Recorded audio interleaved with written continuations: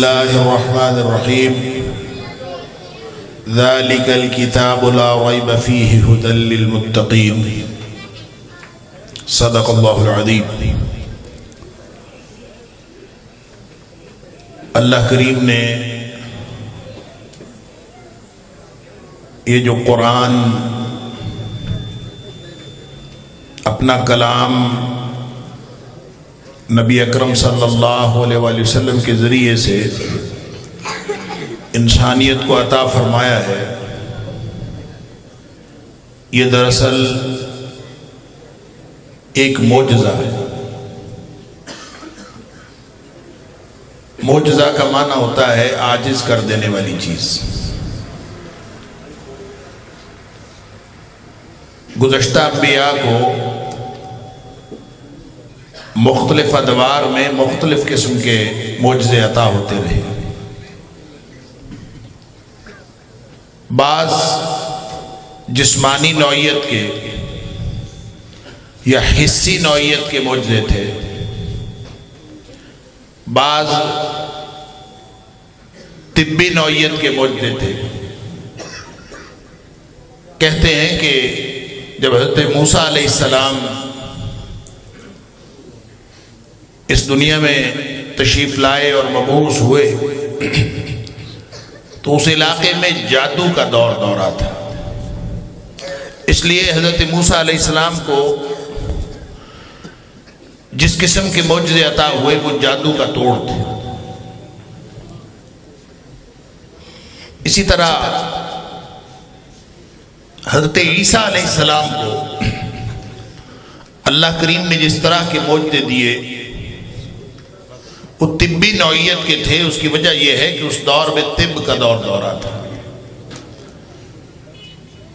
تو جب بھی وحی الہی کسی بھی اعتبار سے کسی نبی پر نازل ہوتی ہے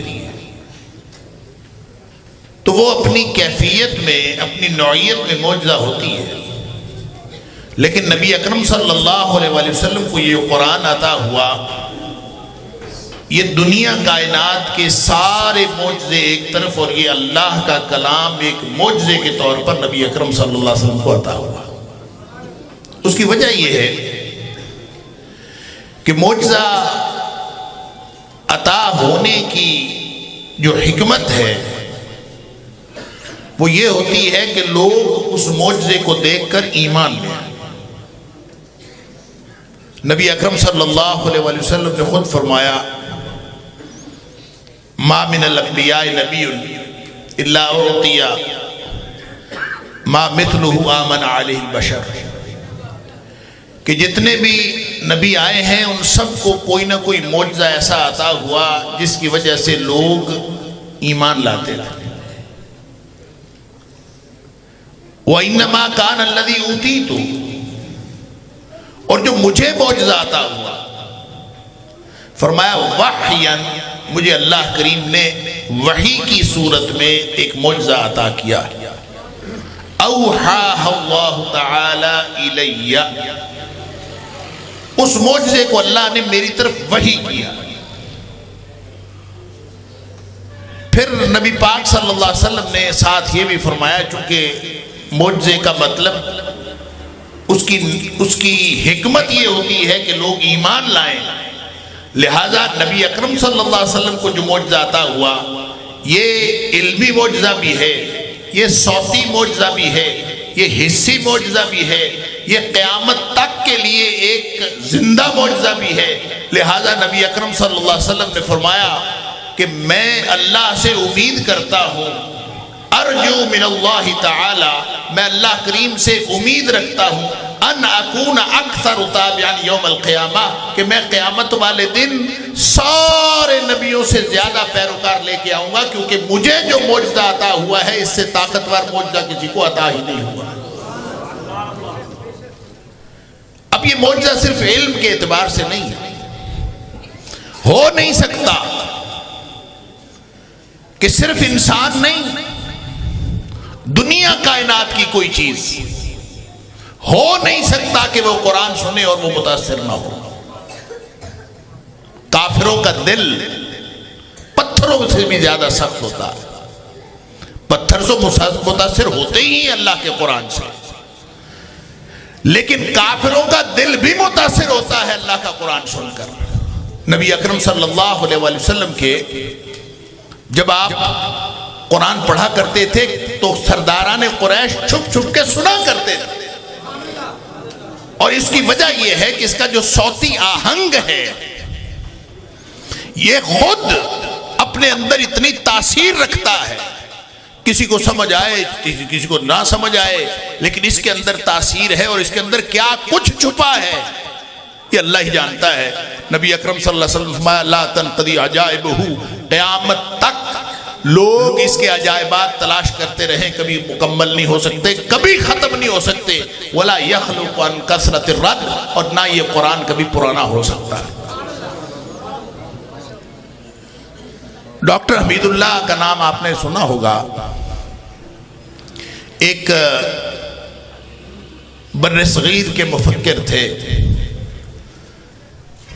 پارٹیشن سے پہلے وہ فرانس چلے گئے، اس کے بعد پارٹیشن ہو گئی، وہ واپس کبھی انڈیا نہیں آئے۔ وہ ہمیشہ جتنا عرصہ رہے وہ وہیں رہے۔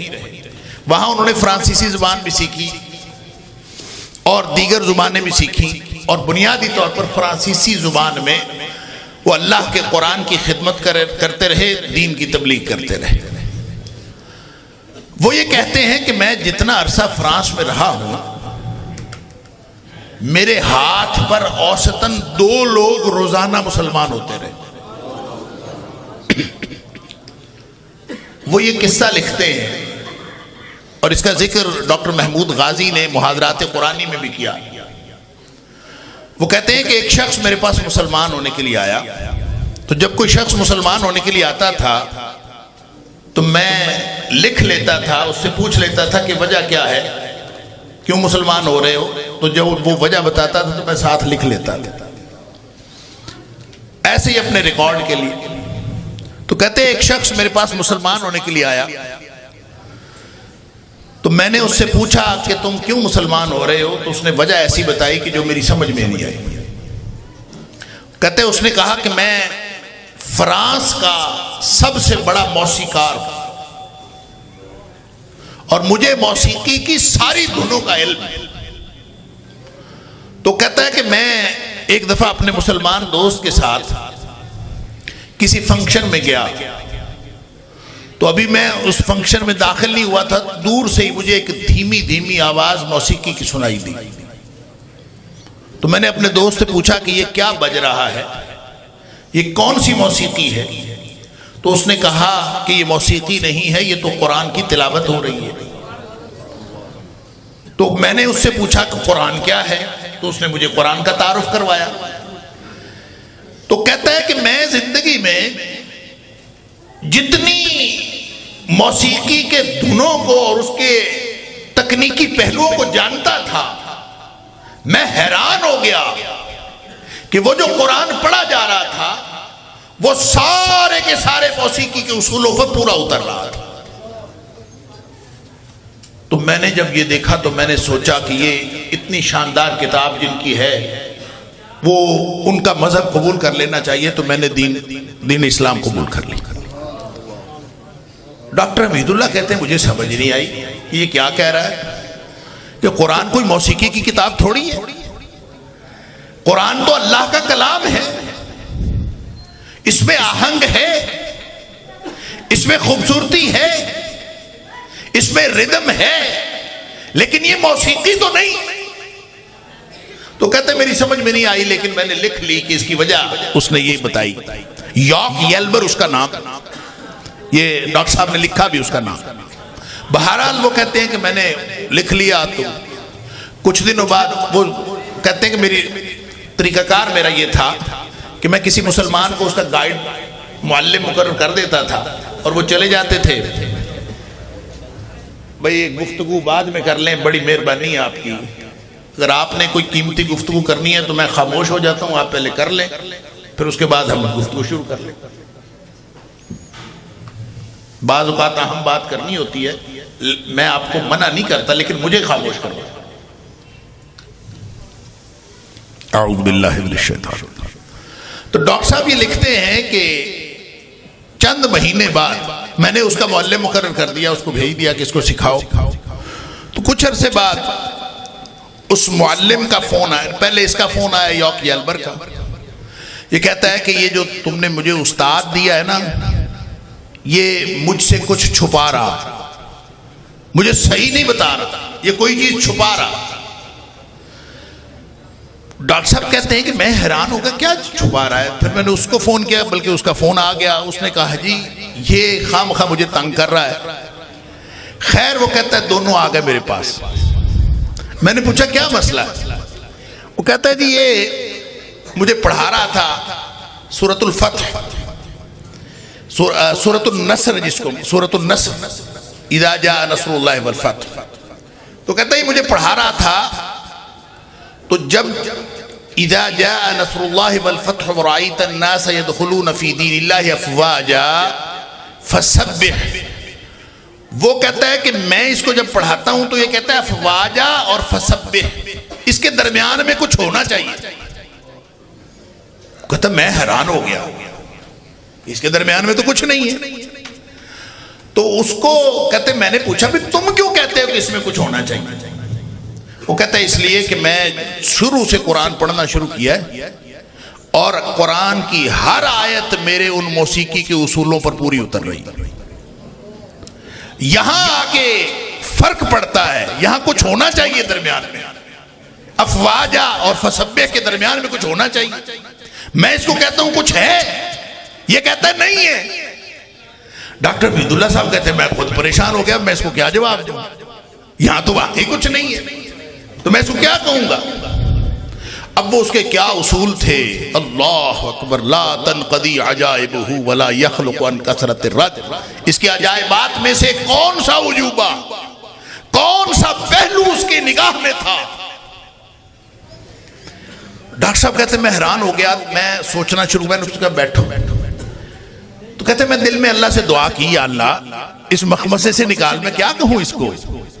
تو کہتے ہیں مجھے خیال آیا کہ بچپن میں نے جس قاری صاحب سے قرآن پڑھا تھا انہوں نے مجھے یہ کہا تھا کہ افواجا پہ رکنا نہیں ہے، افواجن فسبح پڑھنا ہے۔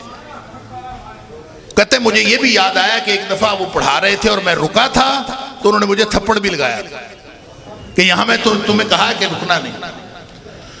تو کہتے ہیں مجھے یہ بات یاد آئی بچپن کی، تو میں نے اس کو کہا کہ اصل میں یہ درمیان میں کوئی چیز مسنگ نہیں ہے، صرف اس کو پڑھنے کا فرق ہے، اس کو پڑھنا اس طرح سے افواجا فسبح۔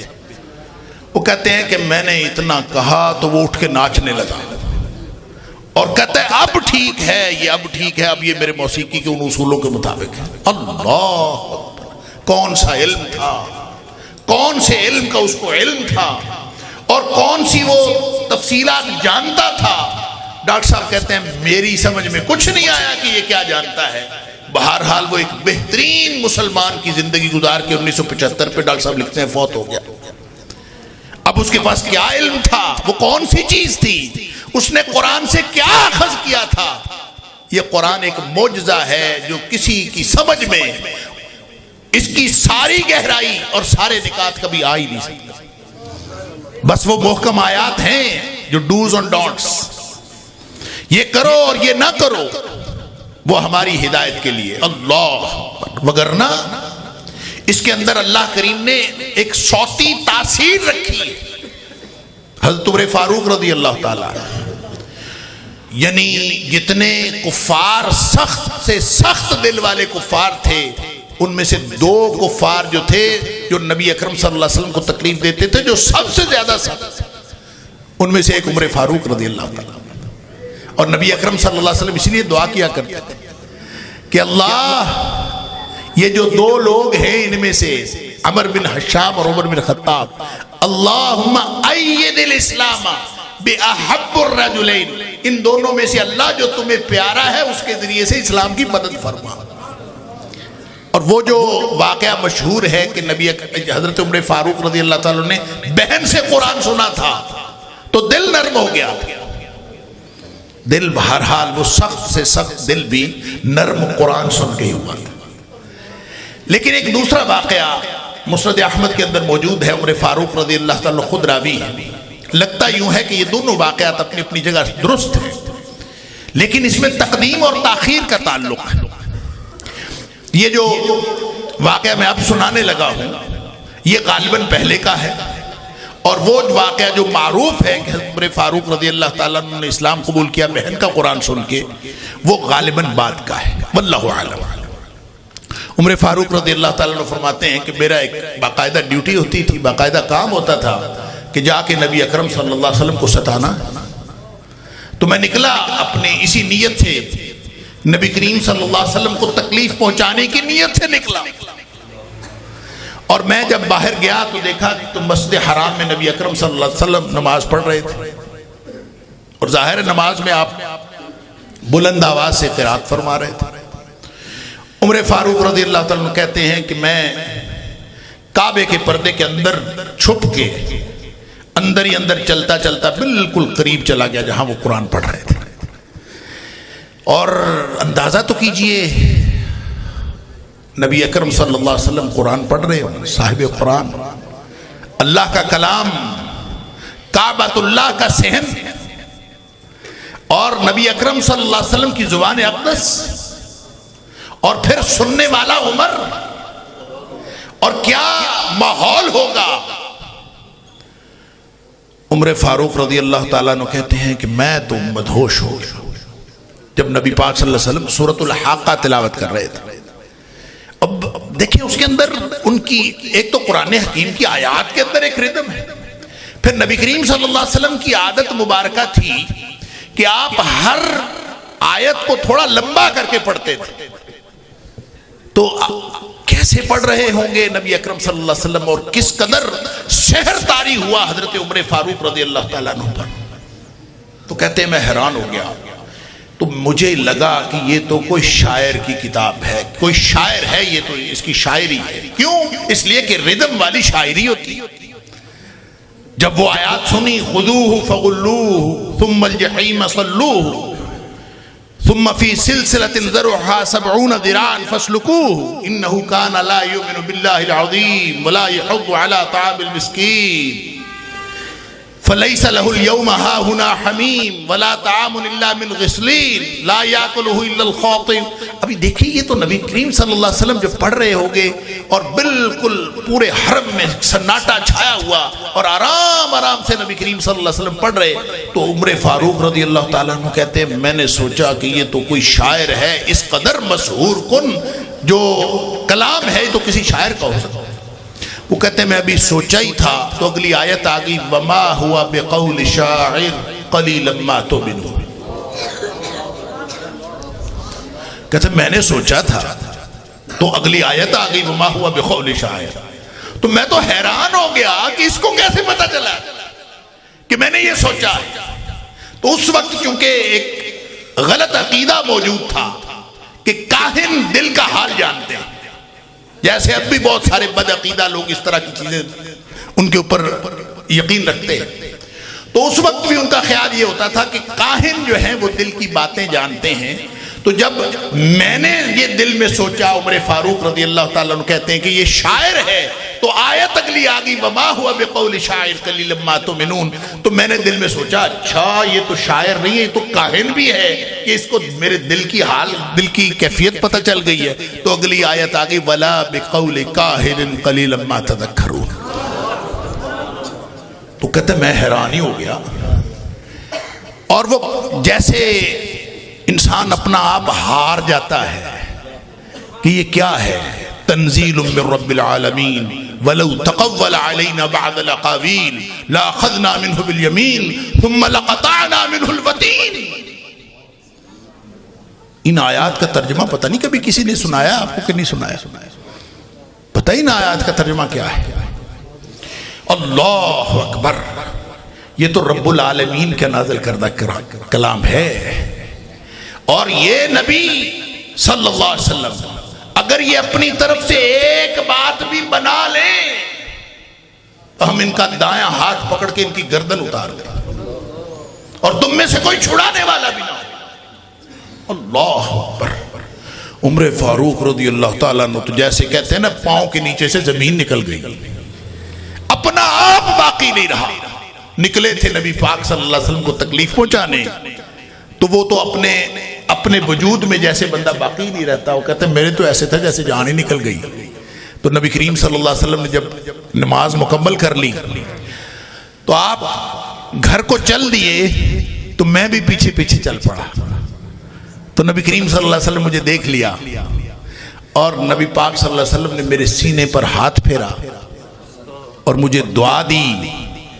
وہ اصل میں موقع تھا جب عمر فاروق رضی اللہ تعالیٰ عنہ کے دل میں ایمان گھس گیا تھا.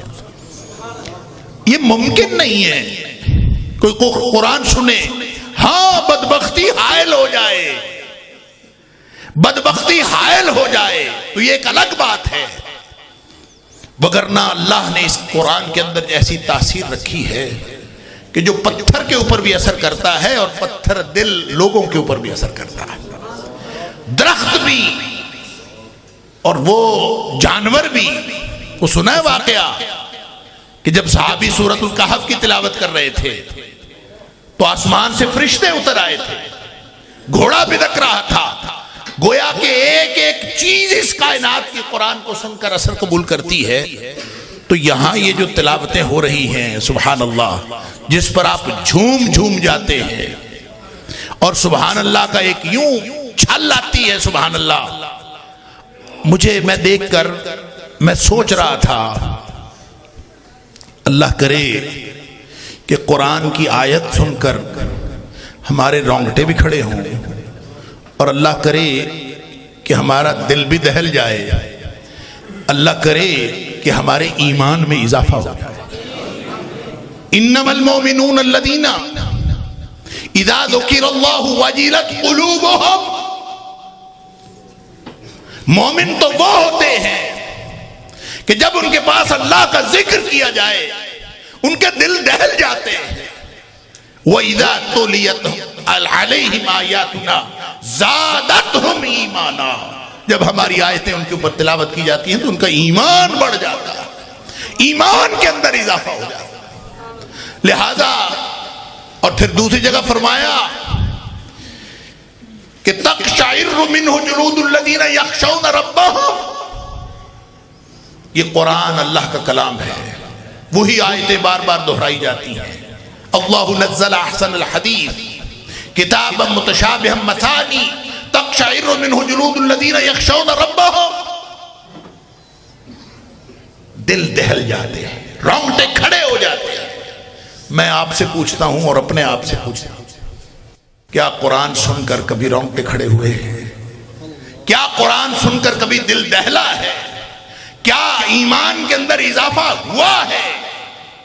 اگر ایمان میں اضافہ ہوا ہے، اگر رونگٹے کھڑے ہوئے ہیں اور اگر یہ ساری تلاوت کی پوری محفل قرات ہے ماشاءاللہ، اگر یہ سن کر ہم نے اپنے ایمان میں اضافہ محسوس کیا ہے اور دل دہل گئے ہیں تو آپ سب کو اور اس محفل کے منعقد کرانے والوں کو مبارک ہو.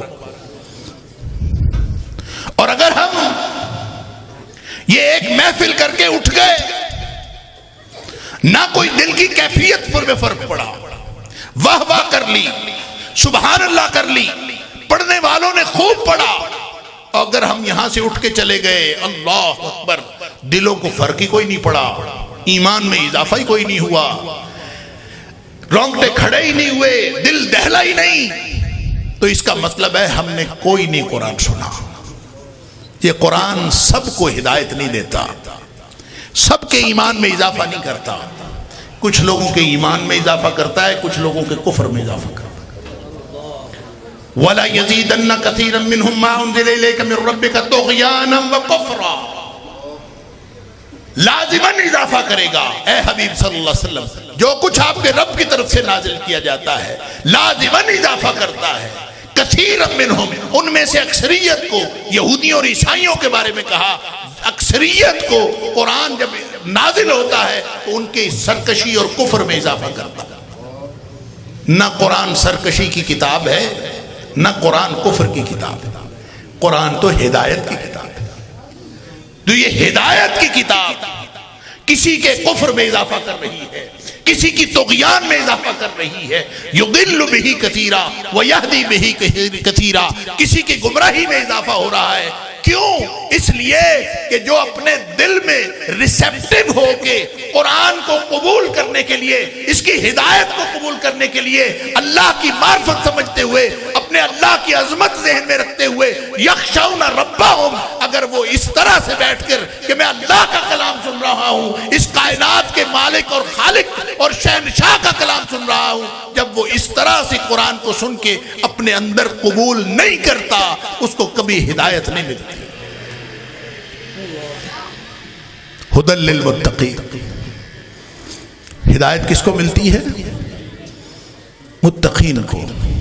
کون ہے متقی؟ کون کون سی شرائط ہے اس کی؟ ایک ہی شرط ہے، میں کسی تفصیل میں نہیں جاتا. ایک شرط ہے، ٹٹولیے اپنے اپنے سینوں کو. اس لیے کہ نبی اکرم صلی اللہ علیہ وسلم کا فرمان ہے تقوی ہاہنا، تقوی یہاں ہوتا ہے. یہاں ہو تو بندہ متقی بنتا ہے، متقی بنتا ہے تو قرآن کی ہدایت کا مستحق بنتا ہے. ہدی للمتقین، یہاں کیا ہے؟ وہ کیا ہونا چاہیے؟ سینوں کو ٹٹولیے. سینے میں کیا ہونا چاہیے؟ ایک احساس. کیا احساس؟ کہ اللہ، سبحان اللہ، میں تیری ناراضگی سے بچنا چاہتا ہوں. اور دوسری پرت اس کی ہے کہ اللہ میں تیری خوشنودی حاصل کرنا چاہتا ہوں. دوسرے لفظوں میں یوں کہہ لیجئے کہ اللہ مجھ سے کوئی ایک ایسی حرکت سرزد نہ ہو جائے جو تیری ناراضگی کا باعث بن سکتی ہے. اور اللہ کوئی ایک ایسی حرکت، کوئی ایک ایسا کام مجھ سے ہونے سے رہ نہ جائے جو تیری خوشنودی کا باعث بن سکتی ہے. دوسرے لفظوں میں نیکی کرنے کی شدید تڑپ دل میں اور گناہ سے بچنے کی شدید تڑپ دل میں اگر یہ ہے تو انسان قرآن کو سنے اور قرآن کو پڑھے کہ اللہ میں تیری ناراضگی سے بچنا چاہتا ہوں، اللہ میں تیری رضامندی حاصل کرنا چاہتا ہوں، اللہ اس قرآن کو تو میرے لیے راستہ بنا دے. پھر قرآن راستہ بنتا ہے اور وہ ہدایت ملتی ہے جو قرآن کا مقصد نزول ہے. اللہ مجھے اور آپ کو، ہم سب کو اس ہدایت کے قبول کرنے والا دل عطا فرمائے.